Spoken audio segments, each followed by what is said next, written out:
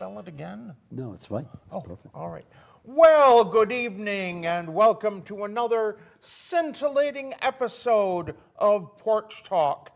I, of course, am the one and only, thank goodness, Paul W. Marino, and my co-host here to my left and your right is the one and only Eugene Michaelenko. Or Mikolenko. Whatever. It's going to be a wonderful night. Yes, indeed. Let's Porch Talk. Because we're finally here together. Okay, so Joanne, would you please put the photo in front of us? Now, folks, we have a really special history quiz tonight. This is a photo from Adams from 1898. And I want you to call in and tell us where you think this tower was. You may tell us the name of it if you like, or just where it was. And the number to call is, of course, 664-4408. And you can put us on again. Thank you. That's going to be a real tough question because that thing's been gone for a long time. Yeah. Well, I was pretty sure you'd know what it is. Yeah. Well, Should I in call fact, in? all the photos that I have from Adams, unless they're ones that I took myself, are from 1898. So that's what I'm giving you. I have them numbered 1 through 18, and then I have, and each one has a title in it. But then I also have the photos where I cropped out the title, plus the ones that I redid for this. And where's this from again? The book North Adams Vicinity. North Adams and Vicinity Illustrated. And Vicinity Illustrated. It's a great book. It also has wonderful pictures of Adams in there too. I know. Yes, it does. Downtown, and I think one of them was just on Facebook last week from that book. Mm-hmm. People were wondering where it was, and I stepped in and said it's Crandall Street. Ooh. Don't give it away. They already know. I was on Facebook. They already know that it's Crandall Street. Yes, but Oh, the picture we're looking at? That isn't yeah, Crandall we Street. want people to guess. Oh. Okay. And is that the book that has all those great houses, a whole collage of houses of Arnold printwork workers? Yes, it does. And it also has at least one of the Plunkett homes. Here you go. Thank you. You're welcome. So, I understand that the last show that I limped through Yes. terribly. So where were you? I know you went on the ramble, didn't you? No, I didn't. But I did work at Ramble Fest. The Historical Society had a table there, and I gave a church tour of St. Stan's Church. They asked me to do a run through.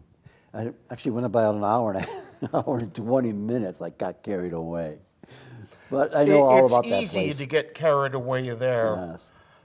One of my professors from college, an art professor, wanted to do a photo essay of all the churches in the area, lest they closed. And of course, Notre Dame and North Adams had already closed, and most of the treasures were gone. But I did get some pictures there. And when I went into St. Stan's, I just, where do I even begin? There's definitely a lot to look at there. The statues and the stained glass windows, and they even they did what they call trompe-l'oeil, where they painted the columns to look like marble. And they also have some great Victorian stenciling on the walls on the side and the apse. It's amazing what they did, and it definitely recreated Eastern Europe, how people build churches in Eastern Europe, and it's been transplanted here to Adams. Want me to keep going on about St. Stan's? Oh, sure. Oh, good, okay.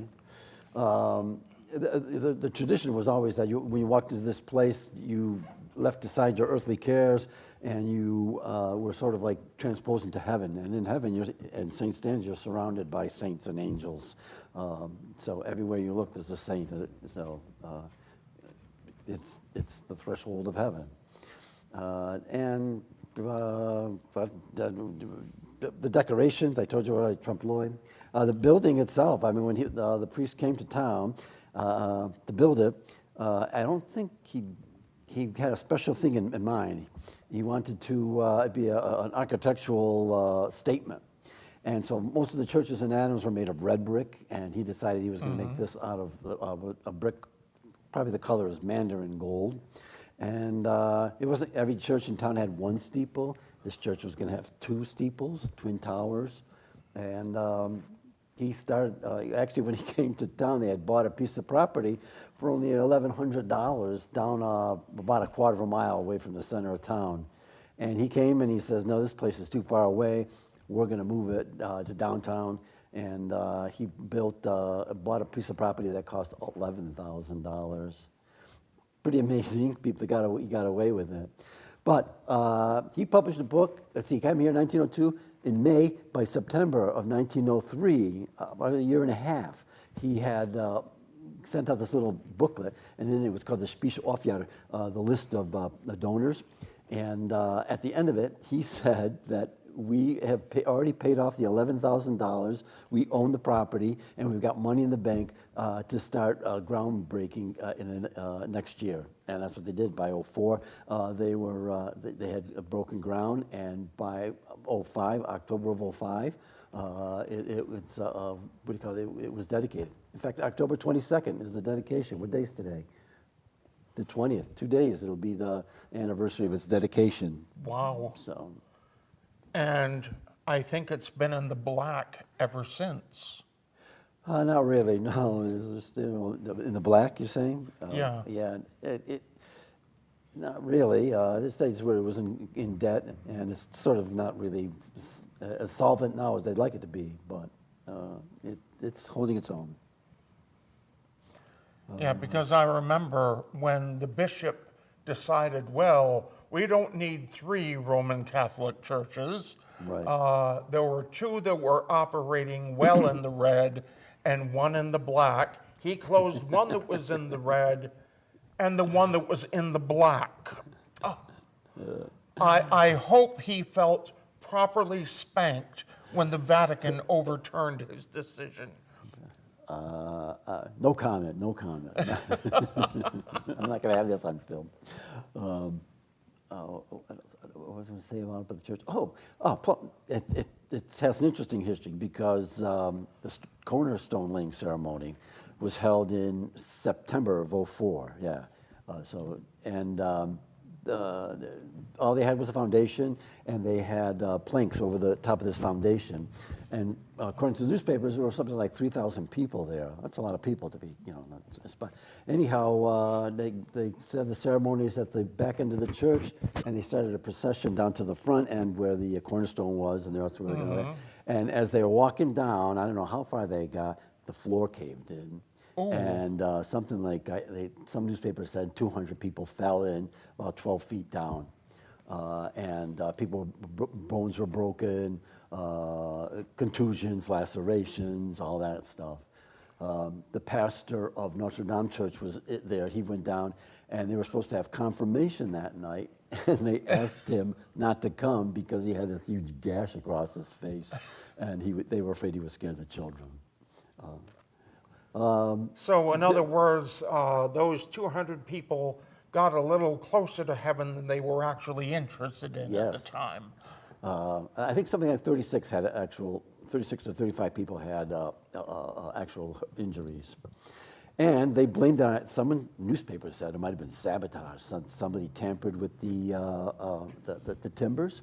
But the contractor. He was from North Adams, H.S. Wood. You ever hear of him, F.S. Wood? I think so. He was a contractor, and he stood up and says, no, we had engineered the floor so that people milling around, and there was no problem there, could take the stress.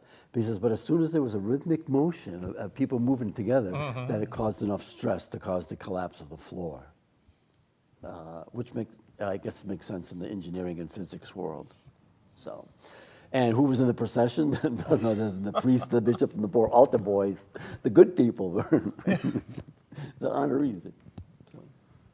Oh my goodness. And it has the record of the, in the history of Adams, has the most injuries in an accident. We've never had a bigger accident than that floor ceremony. Well, don't forget there was the bridge that collapsed under the elephant. Well, that's only one elephant. Does one elephant equal 35 people? Yeah, that's true. But the And then, elephant of didn't course, survive. they made the elephant keep walking anyway. Well, I don't know that joke. Well, no, you Elephant remember teeth? the bridge collapsed under the elephant. The elephant was pulled up, and then it was marched all the way to, Stockbridge. Yeah, Lennox, Stockbridge, Lennox. He was on his way to Stockbridge. He didn't get there. yeah. Yeah. It had to march all the way to Stockbridge, and then it died. After several weeks, it collapsed on the barn floor of the Bishop Estate, which is only about maybe, I don't know, 200 yards from downtown Lennox. Is it that far? And they said they could hear it moaning, in pain, dying, and the owner wouldn't put it out of its misery. He was hoping, it was a big investment for him, and he was hoping that it would get better. But then the elephant finally died. And then the problem of where to bury the poor beast. Supposedly it's still down there in Lennox. They dug a hole and pushed him in it. And before he died, the owner of the elephant willed the elephant to the Williams College Museum of Natural History or something. Yeah. They didn't have a taxidermist who could stuff the animal, so they buried it and said that we'll come back and dig up the bones and then just display the bones. I think they came back 6 years later or something like that, and the elephant was still sort of not quite decomposed. He was turned to bones. So they buried him and back up. Reburied him. Reburied, threw the dirt back on him, and then the museum went out of business. That somehow got absorbed into something else, and people who knew about the elephant lost record of it. Until 1957, I think, there was a circus historian who was looking for, heard about this elephant dying, heard that there was buried somewhere, and contacted Williams College and published something in the Williams Record, in a student newspaper, looking for the elephant. Well, of course, the Williams boys decided, we've got to go find this elephant. And they hired a douser, a man named,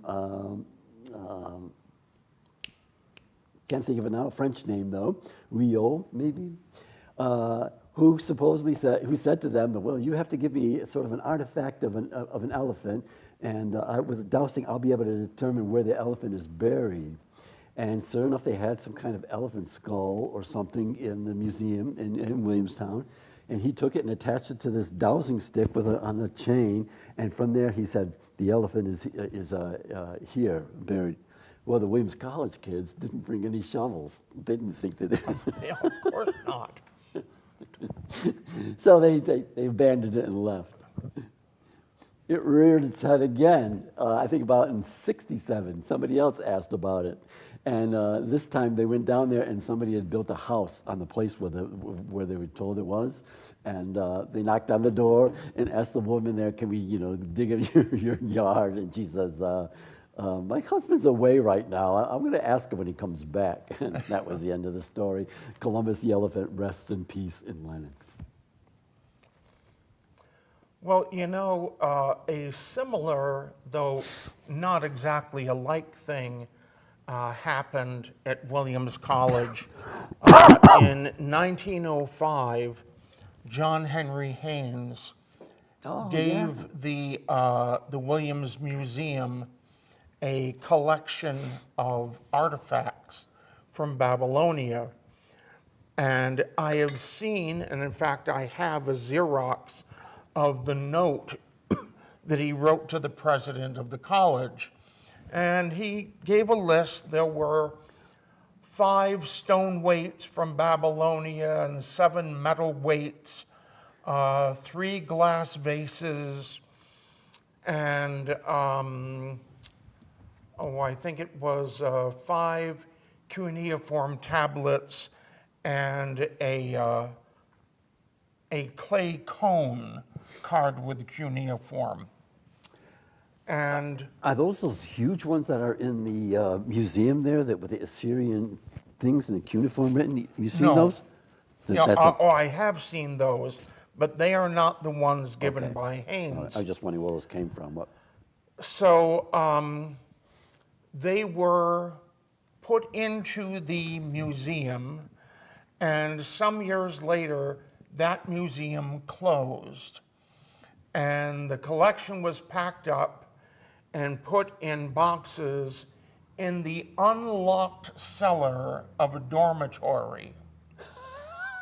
So when the artifacts were rediscovered, they were given to the Williams College Museum of Art. The glass vases are gone. They could be pulverized glass underneath the concrete floor of a basement at Williams. They may be in other museums given by whoever took them home. They could be in a private collection. Someone could be using them for ashtrays, for all we know. The stone and metal weights are also gone. And probably someone picked up, what the hell are these? And tossed them. Wow. And then the cuneiform tablets, which are about the size of this mouse, maybe a little smaller. Those and the cone were mixed in with some cuneiform tablets given by another Williams grad. So when they bring out the box for you to see, the only thing that we absolutely know came from Haynes is that cone. When I was in college, I took a Bible course and taught by a Jesuit, and he said he could read cuneiform. I thought, I was like, well, I was impressed. You can read that wedge-shaped writing. Yeah, it'd be interesting to see what he made of those things. Yeah. I don't know what they wrote on them. Probably religious things. Or, Well, at the time that the cache was discovered, there were 22,000 cuneiform tablets. It was called a library. But further research has shown it was more a school where they taught cuneiform.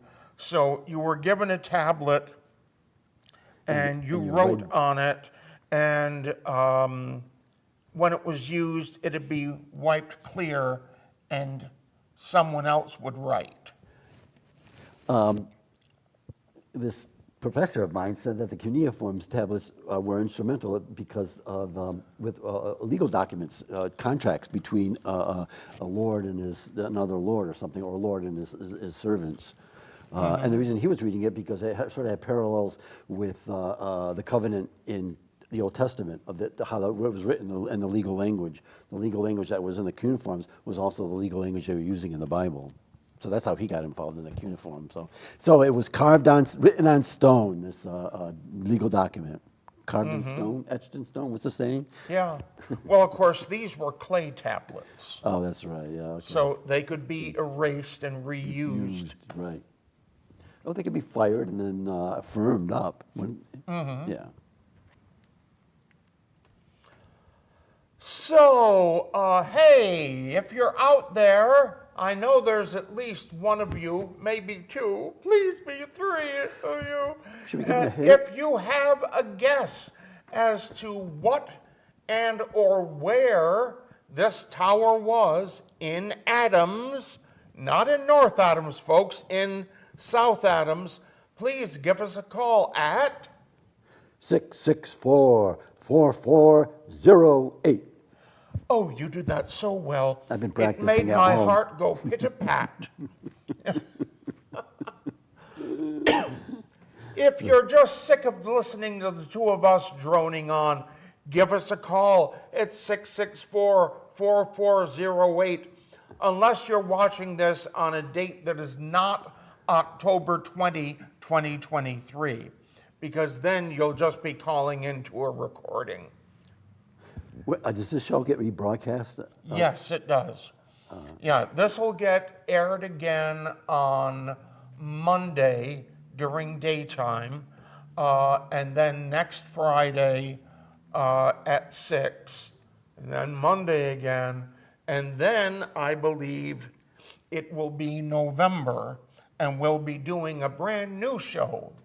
Woohoo! Yeehaw. All right, so I suppose you want to hear a story. Yeah, you talked about it. You're going to read one. So you got one queued up? Actually, I have one selected, The Idiots. Well, this is based on fact. It's based on actual history that I learned when I was in college, and I often used it on cemetery walks. I prefer nonfiction to fiction. Oh, sorry. So with that, I give you The Idiots. Space travel, surprisingly enough, is boring. The distances traveled are so far that even at a pace of 1,000 or more miles per minute, a simple journey from point A to point B can take months, depending, of course, upon how far it is between the 2 points. And even at that, one does not set out aiming for point B, but aiming for the place point B will be in by the time one gets there. So there were calculations to be double, triple, and quadruple checked, minor adjustments to be made to trajectory, tests to be run, observations to be taken, equipment to be maintained, reports to be written and transmitted. Important task all, but repetitious and consequently boring. 4 of the astronauts slept soundly in suspended animation. Sedated, put into a medically induced coma, and then their body temperatures lowered to 2 degrees Celsius. Finally, tucked into refrigeration units to be monitored and attended by 2 more astronauts who followed the normal cycles of sleep and wakefulness. These 2 also looked after the running of the ship and did what they could to stave off the boredom of the long journey. Colonel Harvey Tyler's favorite activity was exercise. He did calisthenics, pressed weights, ran and swam in a resistance pool, all exercises he had developed techniques for performing in zero gravity. His fellow crewman, Colonel Jackson Pepper, did the same exercises, though not to the degree that Tyler did. Pepper's goal was to keep fit, where Tyler's was to pass the time. Colonel Pepper preferred talking, lecturing really. Have you ever heard about how the ancient Greeks described the universe? No, Tyler lied in a good-natured tone. Pepper was a walking encyclopedia of useless knowledge, but at least he made it sound interesting. On the return trip, Tyler would see to it that at least one of them would sleep through it. In the meantime, let the man prattle on if it kept him sane. It has a direct influence on how our own views were developed. See, the Greek philosopher-scientists believed that the sphere was the perfect shape. They knew that the earth is a sphere, but everything in heaven had to be a sphere too. Of course, their ideas were based solely on the evidence of their eyes. Their eyes told them that the sun and moon and everything else went around the earth. So the sun, moon, and the other planets all had to be spheres too, only they were perfect spheres. No mountains or valleys like on earth. All well and good, but what kept them from falling out of the sky? Tyler shrugged silently. There was no point in ruining Pepper's story. The moon was a perfect sphere embedded in the side of a gigantic sphere made of crystal.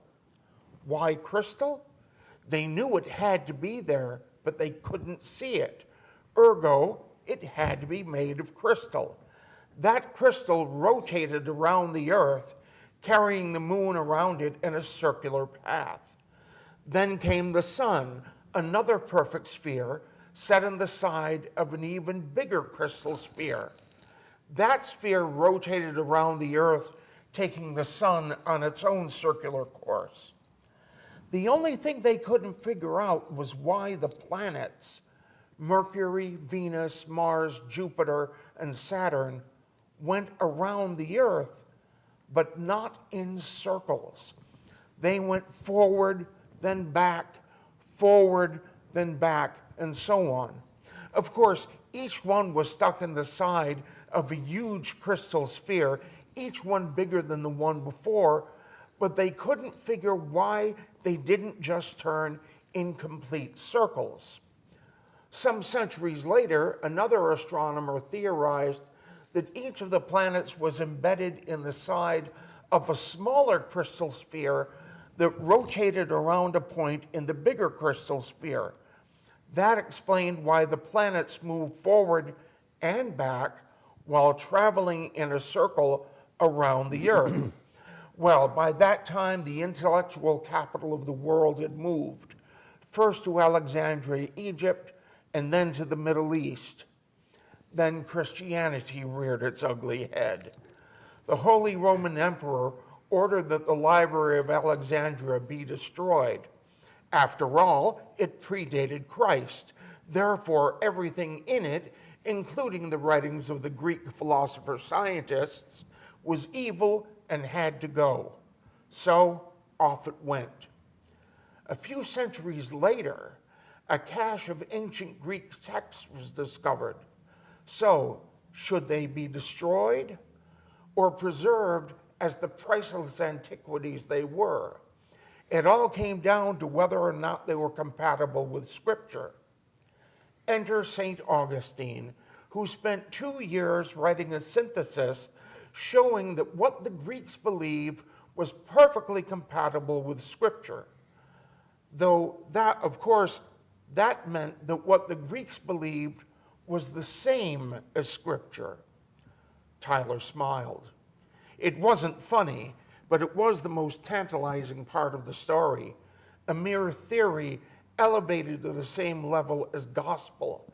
See, the theory was wrong, and you were saying the Bible was wrong. An automatic death sentence. Then the telescope was invented, a device that made it possible to look at the moon up close and see its mountains and valleys, to look at the face of the sun and see sunspots, and to see the moons of Jupiter, all things that the powers that be knew couldn't possibly exist, just because the ancient Greeks never saw them. Pepper shook his head.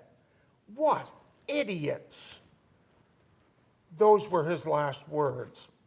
Even as he said them, he and Tyler were violently flung forward at the unexpected velocity of nearly 1,200 miles per minute. Even as they neared the forward end of the compartment, it collapsed toward and around them. A few moments later, as the vessel continued to collapse, its fuel stores were ruptured and the vessel exploded, sending wreckage in almost all directions. A klaxon began blaring in the lunar base. A technician ran to the control room and began scanning her instruments. It was the work of only a minute to find the source of the emergency, an explosion 10,000 kilometers away. She quickly tracked the trajectories of the wreckage and silenced the klaxon, then began typing her report. A few minutes more and she transmitted it. A maintenance crew would be dispatched momentarily to collect the wreckage and make any necessary repairs. Just as quickly, a copy of the report was seen by the administrators. What is it? Earth. A mission to Mars this time. It impacted and blew up. All hands were lost. What's the matter with them? They know the spheres are there, and still they send their ships out. What idiots.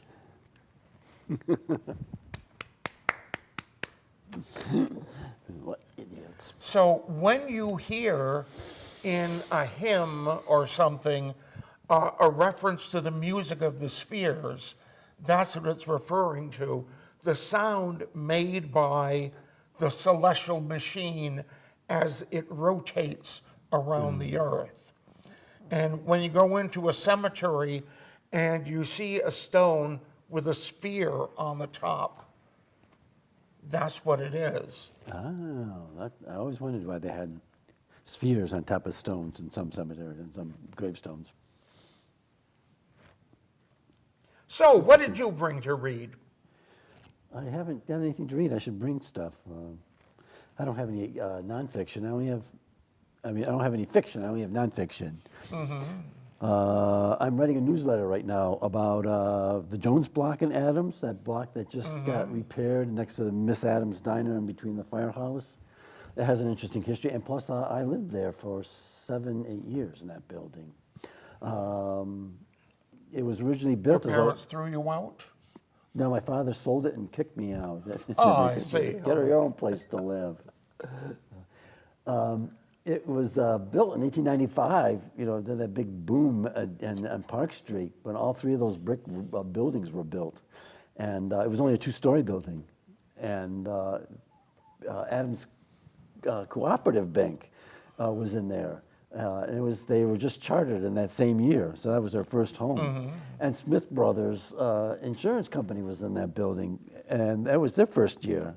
So it was part of, it was a boomtown thing. Anyhow, by 1905, there was a fire. Another fire story I'm telling. No, it's not a fire story. There was a floor collapse. Another floor collapse. No, this is just a fire. And when they went to rebuild it, they decided to add a 3rd floor, and they added the 3rd floor. And so downstairs was, commercial space. 2nd floor were doctors and lawyers. There was a Dr. Boom was there, and the lawyer McPeck, and I can't think of who was there. And then on the 3rd floor were meeting rooms where the Knights of Columbus would hold social dances and the Hiawatha Club. Yes, the ballrooms. The Hiawatha Club. All the buildings on Park Street were that same way. They all had retail on the bottom, offices on the 2nd floor, and meeting halls on the 3rd. And Adams only has that one little strip of downtown, not like North Adams had all those side streets and so many. Bigger city. North Adams had twice the population of Adams at one time. I think so. You had 24,000. To tell the truth, I've never really paid much attention to Numbers. Yeah, numbers like that. I know when what do you call it, the Hoosick Tunnel was completed. North Adams had twice the amount of people as they did in Adams, and the Adams politicians, they were still one town, And the Adams politicians knew they would never get elected because they would never get all the votes out of North Adams.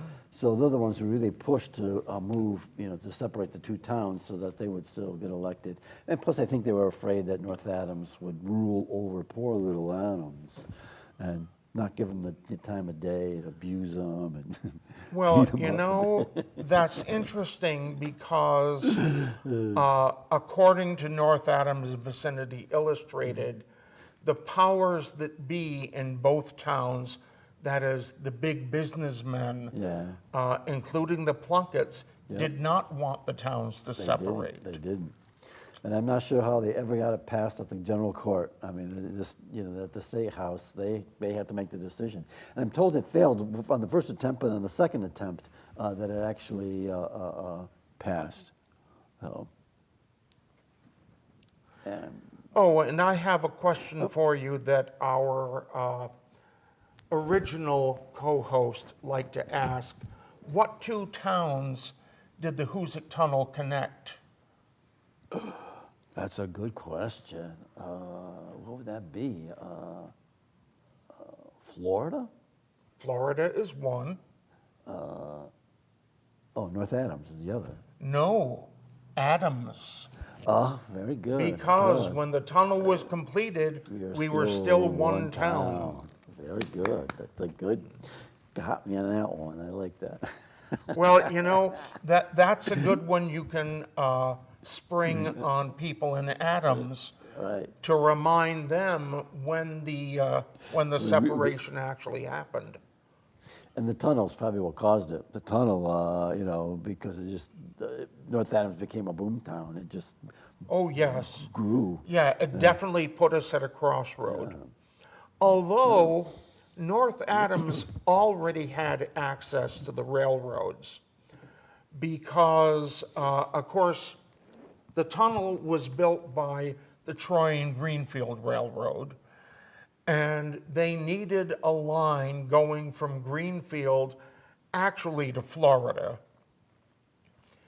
And they needed a line running from Troy to North Adams. And the little tunnel that is affectionately called Hoosick's baby brother, because it's only 300 and something feet compared to the 4 3/4 miles of the big tunnel. And we go by that every day on Route 2, right? Past Yes. K&M Motors. Yeah, but the thing is, that tunnel is actually Hoosick's big brother 'Cause because it's they older. dug that one first. Right. So we already had a line for our factories to take things west But long before the tunnel was completed. Right. But then once the tunnel was done, it put us at a crossroad. And had traffic moving through, which is always good. I thought North Adams at one time was the terminus of something like 5 railroad lines. Is that possible? I know No, I don't believe so. I know that there'd be the Pittsfield North Adams line would end there.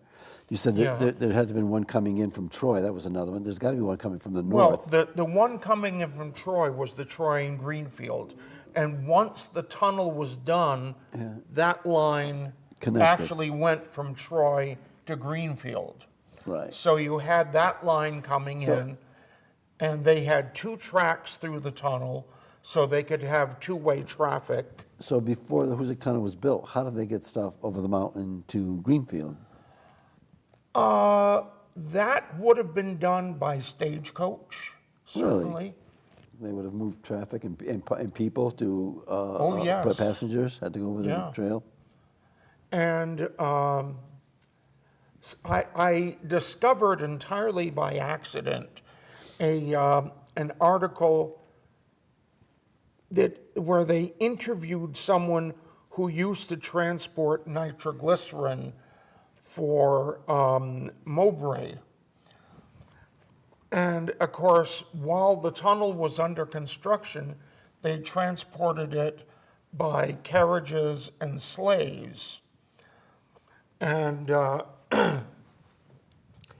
he worked for Mowbray for years, transporting nitroglycerin over the mountain and to various places, essentially all over New England.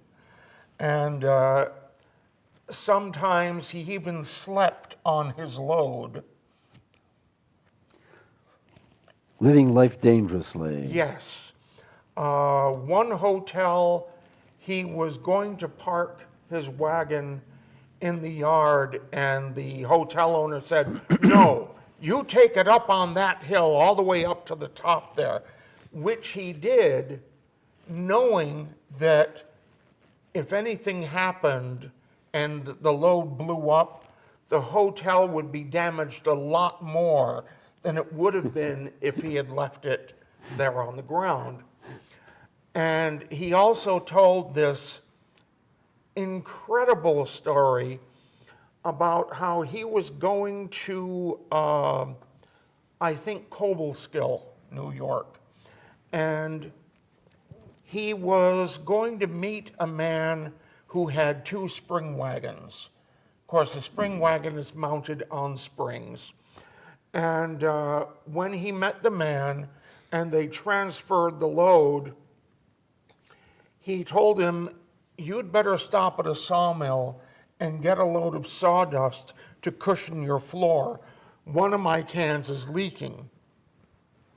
You know, and the man said, well, for someone who works with this stuff all the time, you seem mighty scared. Well, I'm not scared. And he made the delivery. As he was driving away, there was a boom. One of the horses was killed, and the man was thrown out of the wagon and landed on top of a tree. What had happened was one of the cans was indeed leaking. It ran across the floor, through a hole in the floor, and dripped onto one of the springs. The spring hit it just right. Boom! I can sort of visualize that.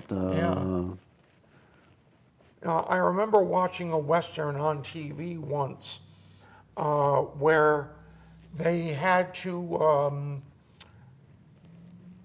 pick up some nitroglycerin from a train station.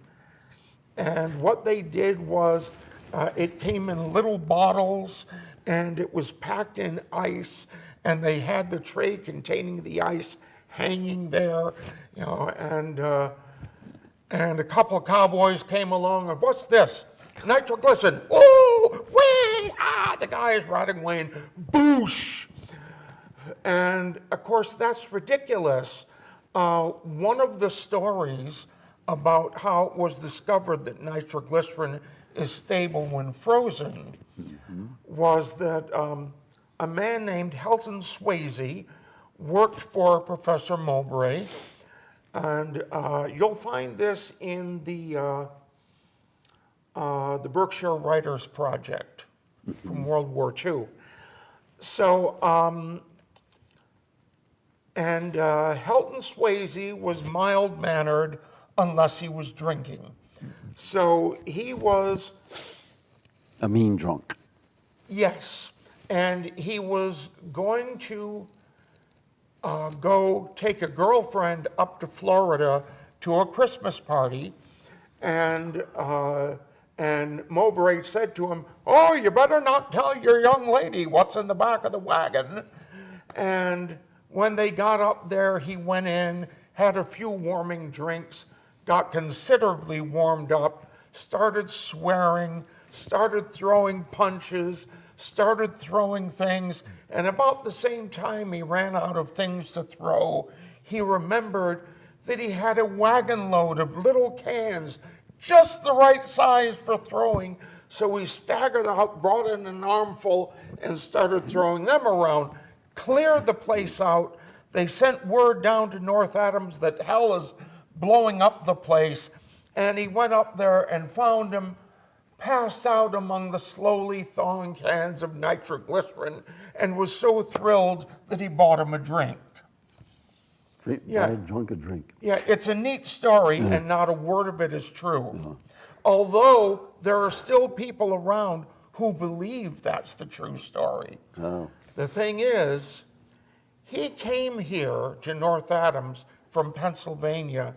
He was probably the world's leading authority on nitroglycerin, but he believed it was most stable at 90 degrees Fahrenheit.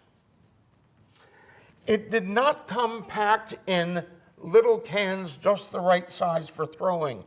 It came packed in big cubicle cans that weighed 50 pounds when full. So an engineer named C.W. or W.C. Granger took the load of nitroglycerin that had been carefully warmed to 90 degrees. They were packed in sawdust that had been warmed to 90 degrees and then wrapped in blankets that had been warmed to 90 degrees. And he went off not in a wagon, but in a sleigh. Nobody drove a wagon in the winter. You always went by sleigh. Well, as he was going down the other side of the mountain, the sleigh hit a patch of ice and flipped over, which was actually a common problem with sleighs. And so he dived, expecting to be blown to kingdom come, landed and said in a snowbank, and he came out and found the nitro was frozen solid. And instead of being intelligent like you or me and saying, the hell with this, he righted the sleigh, reloaded it, and kept going. And when he got there, it would not detonate. They had to pour warm water on it until it thawed at least to a slush before it would explode. And that's how they discovered that it was stable in frozen state. Yes. So in the winter, no doubt, they let Mother Nature do the work, put the cans outside, let them freeze. In the summer, they did it the same way you make ice cream. Packed it in ice, poured rock salt around it, another layer of ice, another layer of rock salt. And what it did was it lowered the freezing temperature of the liquid. It would melt the ice, but it wouldn't thaw it. And that sucked the warmth out so that they froze. Where did North Adams get its ice from in those days? You know of any ice ponds in North Adams? Well, there was Thayer's Fish Pond that became the fish pond. That was an ice harvest from there? Yeah, that they probably harvested ice there. Because in Adams, they harvested it where the Adams Aggie Fair is held now. That used to be a pond, and that was an ice pond. Mm-hmm. And then I think there were some up in the farms, too. Farmers would have ice ponds and then sell it to people in town. Well, and they would have to store it somehow, wouldn't they? How to keep the ice good until July. So they had like super insulated houses. I don't know how that ice house looks like. Well, yeah, Packs it in sawdust. They did have ice houses. Something you want to read are the little house books.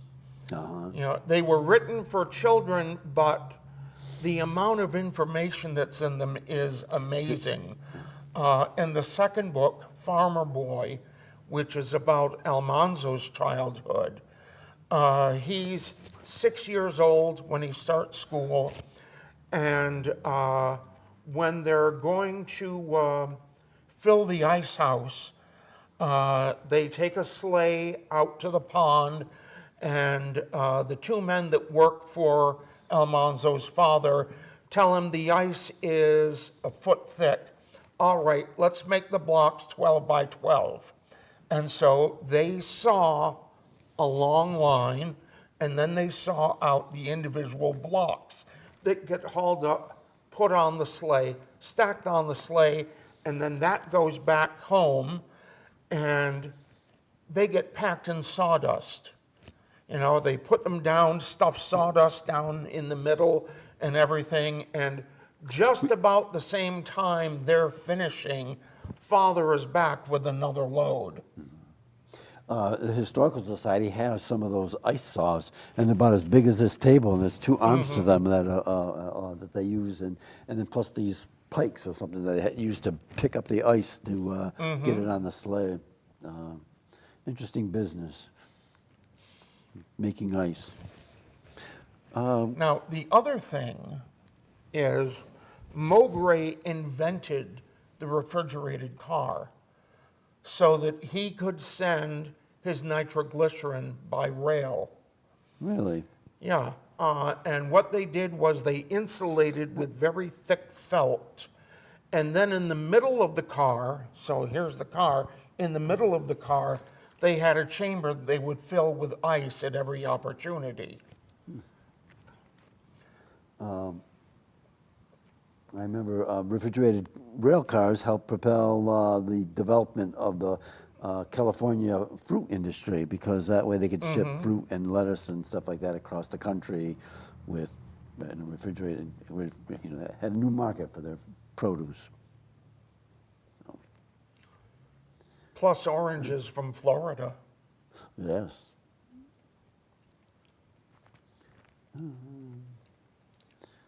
What does that bring us to? The We Adams. have 6.5 minutes. We could talk about the Adams Theater. It's the revival. Yes. Yeah, I understand that is being revived. Do they have proper theater seats in there now? No, not proper. There's still folding chairs, but they've got a floor and they've got some lights and a stage, and they've had some pretty good shows there. I've been to a few of them. Enjoyed them all. Well, that building only goes back to what, 1938? Is your Mohawk older? Is it Mohawk? No, the Mohawk was built in 38. Yeah, see, yeah. So there's that rash of theater buildings in the area. Now, was that meant to be just a movie house? Oh yeah, yeah. It replaced. There was a. They called it the concert hall, and I'm assuming it was just a big hall, and that's where they first showed movies. Probably an opera house. No, actually, it was called the concert hall on the 1853 map, and it was on the second floor. It was the concert hall, and it wasn't until later on. I think they must have opened it up for the first floor, because the first floor was a dry goods store run by the Potter family. And the building looked very similar to the building that's now across the street, where Thompson Linscott Insurance Agent is. That same Greek Revival style, everything symmetrical and all that. But there was a woman who told the Historical Society that she used to play piano in that building, and that she was afraid of the rats that would walk across her feet. So she would put her feet in a box so the rats wouldn't walk over her feet, and while she played the piano for the silent movies. Yeah, that's cool. Well, we have about 5 minutes left, so Joanne, would you please put the photo in front of us? And you may tell everyone what that is and where it was, and tell them that they should be ashamed of themselves for not knowing their own history. This is an observatory tower that used to be at the Forest Park, what they called it the Forest Park before. I believe it was a country club even. And I'm not quite sure where this was. It must have been up at the top of that big hill there, because I can't think what hole's up there, 4th and 5th hole? I don't golf there. But Forest Park was quite the little gathering spot, because there was a football field, there was a baseball diamond up there at one time, and there was a track. They used to run track up there. And there was a big pavilion, which is about, I think, just before where that big steep hill goes. It was up and to the left there as you go down that road. And at that pavilion is where there was a reception for President McKinley. It's also where Susan B. Anthony gave a speech when she visited here in 1897. So, anyhow, that building died. I think the roof collapsed under a heavy snowstorm.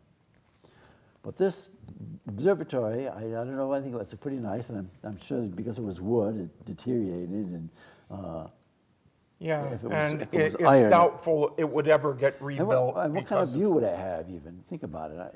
Maybe up there how you probably could Well, see, you'd if see it was up Greylock on for the sure. hill, you could certainly see Greylock. And when you we could get only up look in the east. glen, you can see over a great deal of Adams. There used to be a huge tower on Mill Number 3 right in downtown Adams. You remember that?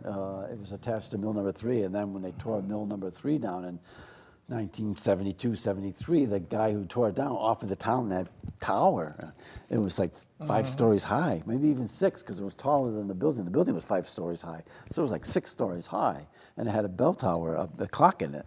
And he offered it to the town of Adams, and they said they don't want it, so he blew it up and tore it down. We've got pictures of them tearing it down. That would have been a great view from up there. Yeah, You absolutely. could look up and down the valley. That would have been. Joanne, I think oh, thank you. We're back. I wasn't sure the 2 viewers wanted to look at us anymore, but it's worth a try. We should give him more pictures to look at. Well, actually, I do. I loaded all 18 of the photos that I have in that computer. So the first Friday in November, we will have another picture of Adams. Good. And people love looking at these old pictures. They're always wondering, what was that? What was that? And so and I got a pretty good fix on where all they were taken. So. Well, so we have about 1.5 minutes left. So I want to thank you for remembering to come this week. I was going to weep if you didn't come this time. Who's been filling in for me? You've been doing this solo? Have you been doing this solo or? I have done it solo. In fact, once to the point of idiocy, because the director that I asked to direct didn't show up. So I went out there, got the show started, came in here, dragged through an hour alone, and then ran back in there to run the credits. Wow, one-man show. Oh, it was brutal. And if you ever wondered, is he really that crazy? Yes, he is. I'll testify. So, thank you for watching. Joanne, thank you for directing. We you, love you. Joanne. And we will see you again in, I believe it's 2 weeks.